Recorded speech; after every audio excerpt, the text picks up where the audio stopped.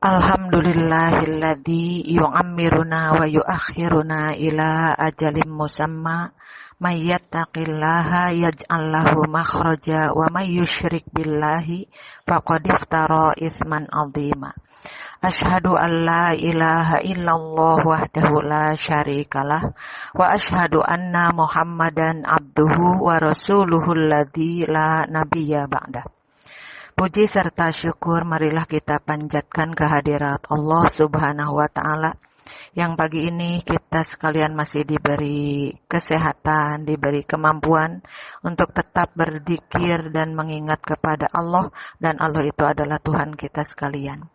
Ibu-ibu, ikhwan dan akhwat yang tergabung di pengajian online Bu Hajah Ela, alhamdulillah pagi ini saya kembali bisa menyampaikan tausiah pendek ya, tausiah singkat barangkali.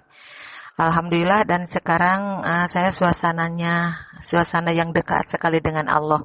Karena saya sedang ada di alam Pangandaran, di sela-sela Musker, Musyawarah Kerja yang kedua, PW Persis Jawa Barat. Dan saya ada di sebuah loteng ini, di sebuah hotel, kemudian dari kanan sebelah sana debur ombak sangat jelas, dan tentu merasa dekat dengan Allah karena alam yang begitu indah. Nah, di sela-sela ini saya punya kewajiban untuk menyampaikan tausiah kepada semuanya. Insya Allah yang akan saya bahas pada pagi ini adalah sebuah ayat yang cukup lumayan panjang dan berpoin-poin, tetapi insya Allah akan menjadikan ilmu yang bermanfaat bagi kita sekalian. Ada salah satu ayat yang mengandung rahasia Allah, yang disebut rahasia adalah sesuatu yang tidak diberikan kepada orang lain.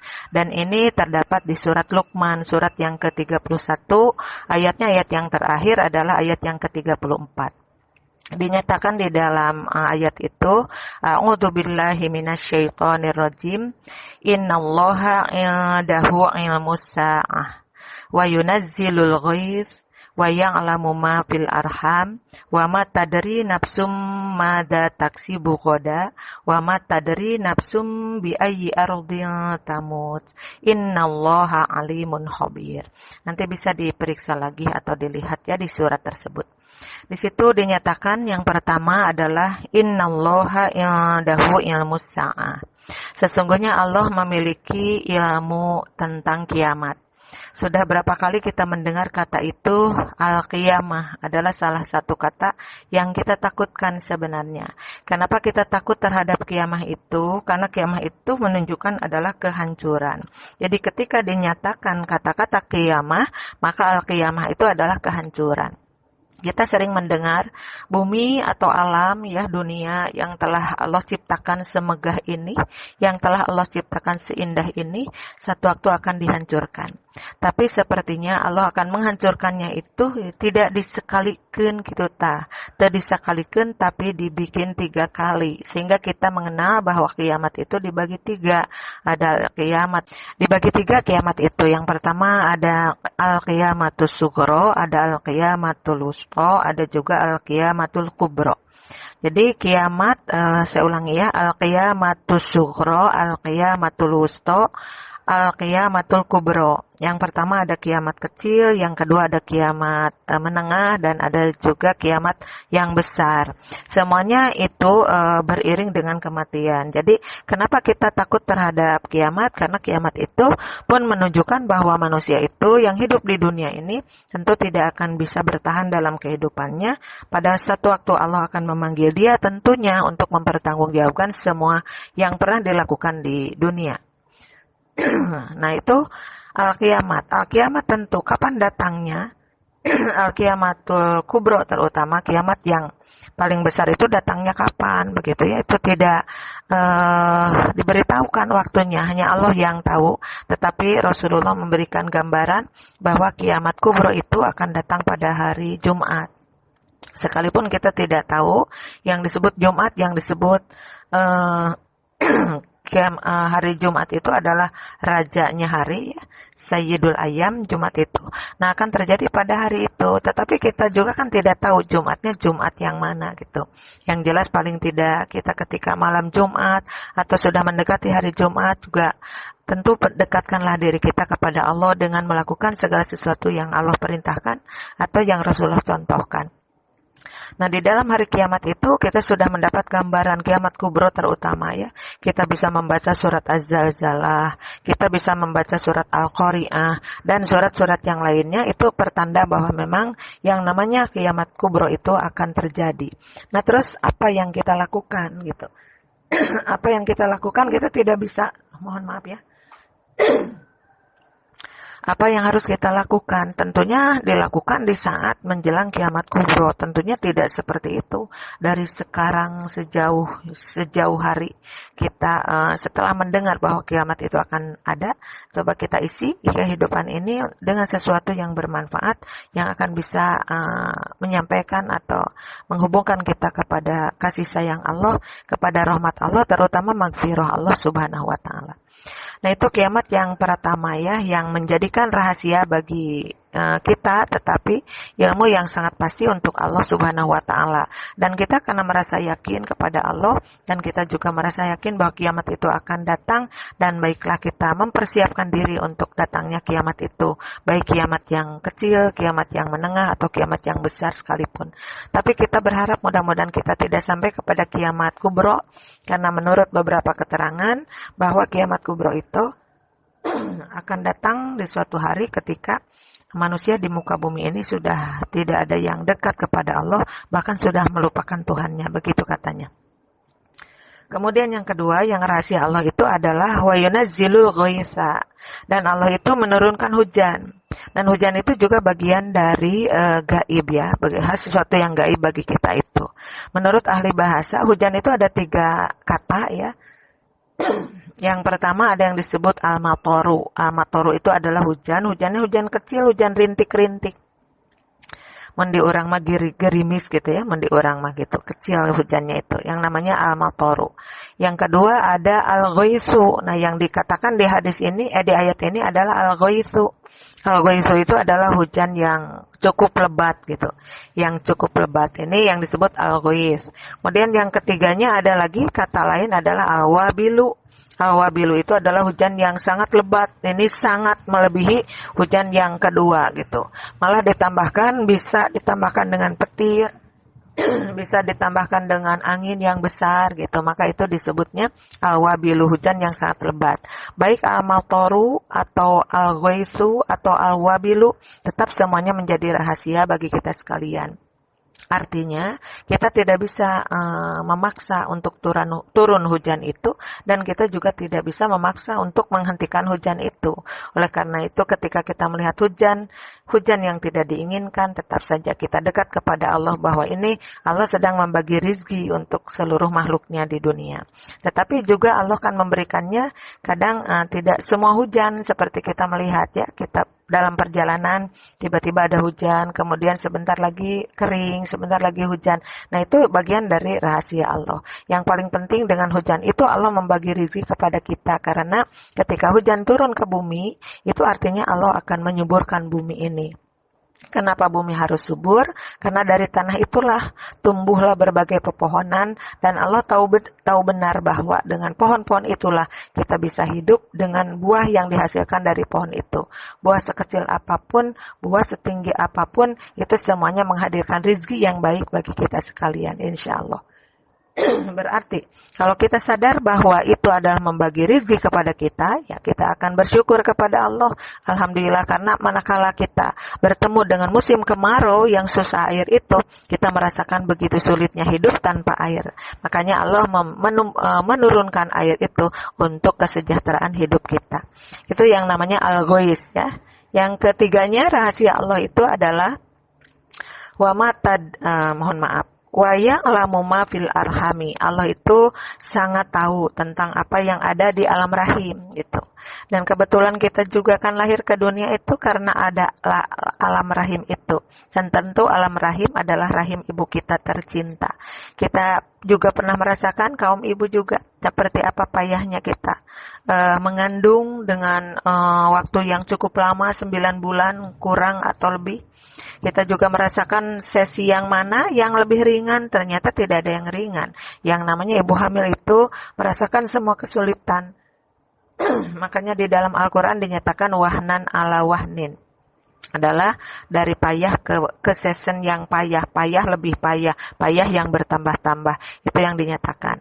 Nah, di dalam rahim itu Allah sebenarnya menetapkan akan seperti apa manusia yang dilahirkan itu, akan seperti apa calon manusia itu. Makanya di dalam satu keterangan kan malaikat pernah bertanya, apa sih yang akan diberikan oleh Allah kepada calon manusia ini. Maka kita sering mendengar bahwa di dalam rahim itulah Allah menentukan umurnya, menentukan rizkinya, menentukan kesenangan atau kebinasaan untuk orang itu, atau juga menentukan jenis kelaminnya, laki-laki atau perempuannya, begitu. Yang jelas di alam rahim yang tidak kita ketahui itu Allah mengetahui sepenuhnya, dan Allah menetapkan semua yang akan menimpa atau yang diterima oleh orang-orang yang ada di rahim itu. Berarti ketika kita mendengar kata rahim, kita membayangkan, oh itu adalah salah satu alam yang diciptakan oleh Allah untuk menetapkan semua ketentuan Allah yang tidak bisa diganggu-gugat lagi. Berarti dengan keterangan seperti itu, kita akan memahami kenapa kita susah hari ini, kenapa kita banyak uang hari ini, kenapa hari ini turun jabatan kita, kenapa hari ini naik jabatan kita. Itu semuanya tidak lepas dari ketentuan Allah yang ditetapkan di dalam rahim itu. Oleh karena itu tinggal kita bersyukur apa yang diberikan oleh Allah, syukurilah sekecil apapun, dan ketika Allah memberikan musibah sesuatu yang tidak kita harapkan, tentu kita juga mendekatkan diri dengan ucapan yang sudah kita kenal, yaitu ucapan inna lillahi wa inna ilaihi rajiun. Allahumma ajirni fi musibati wa khluf li khairan minha. Itu untuk penjelasan yang ketiga ya. Kemudian poin yang keempatnya adalah wa ma tadri nafsum bi ayyi wa ma tadri nafsum madza taksibu goda. Seseorang tidak akan mengetahui apa yang akan ia hasilkan, apa yang akan ia alami esok pagi, esok hari. Ya, godan itu adalah esok hari. Nah, kalau menunggu kita untuk esok hari, berarti kita mengarungi 24 jam ke depan. Tapi sebenarnya jangankan besok, jangankan esok hari.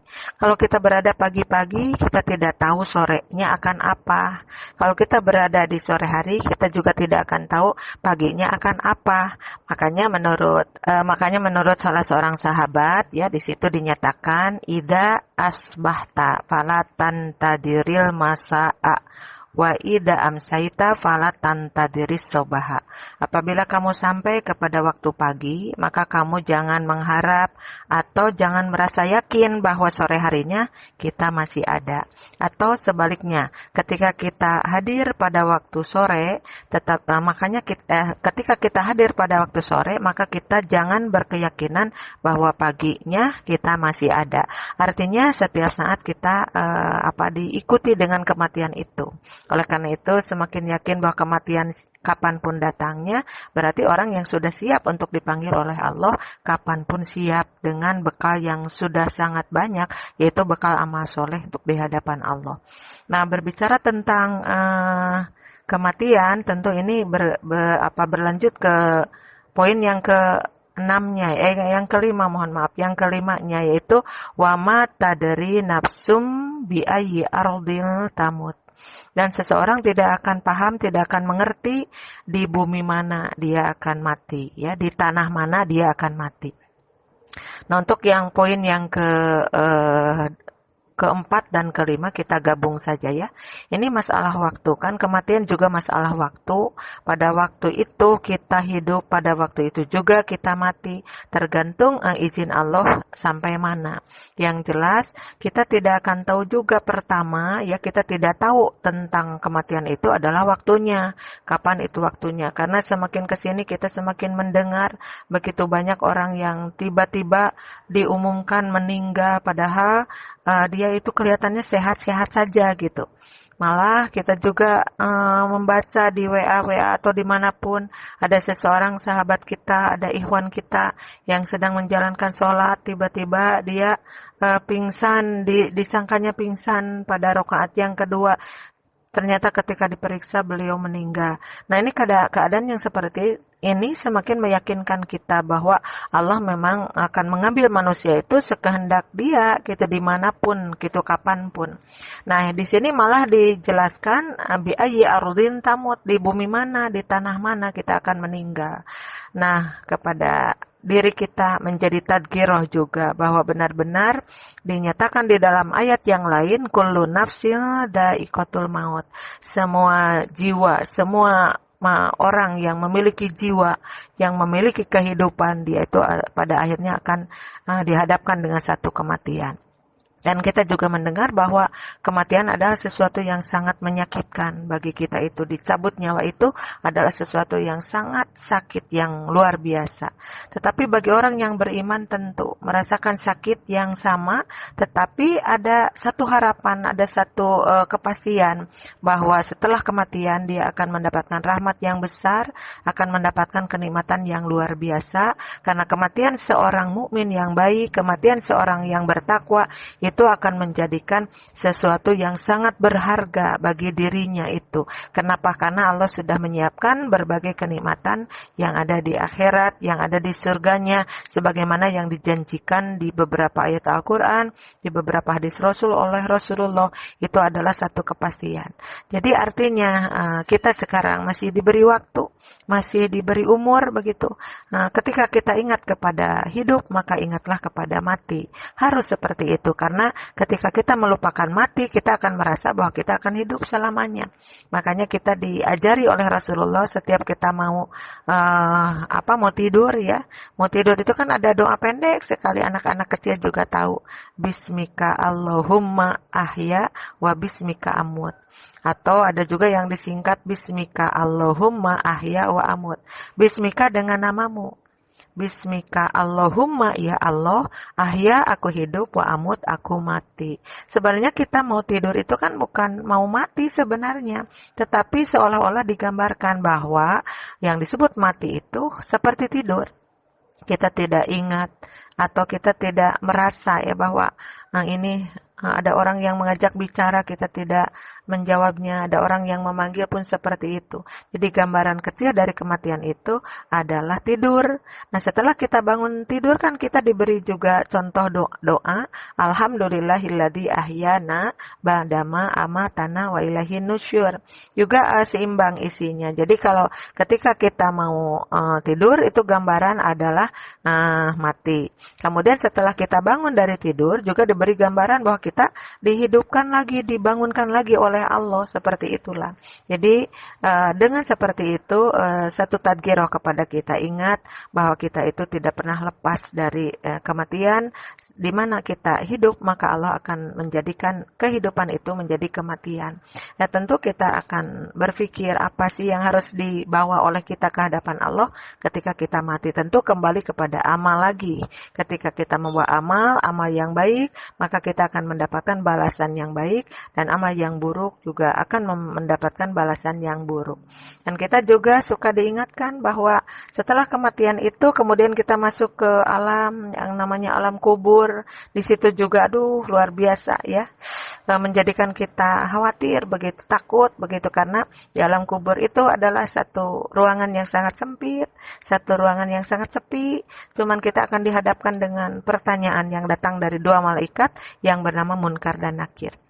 Nah, apalagi yang kita akan hadapkan, apalagi yang akan kita perlihatkan, tentu kembali kepada amal lagi. Orang yang baik, maka insya Allah akan mendapatkan nikmat kubur, dan orang yang tidak baik akan mendapatkan siksa kubur. Terus berlanjut seperti itu sampai berakhir kita di alam yang terakhir, yaitu alam akhirat yang sebenarnya, di mana Allah membuka disebut surga dan neraka. Nah, kita mau pilih yang mana? Dipilihnya bukan nanti, tapi sekarang selama kita hidup di dunia ini.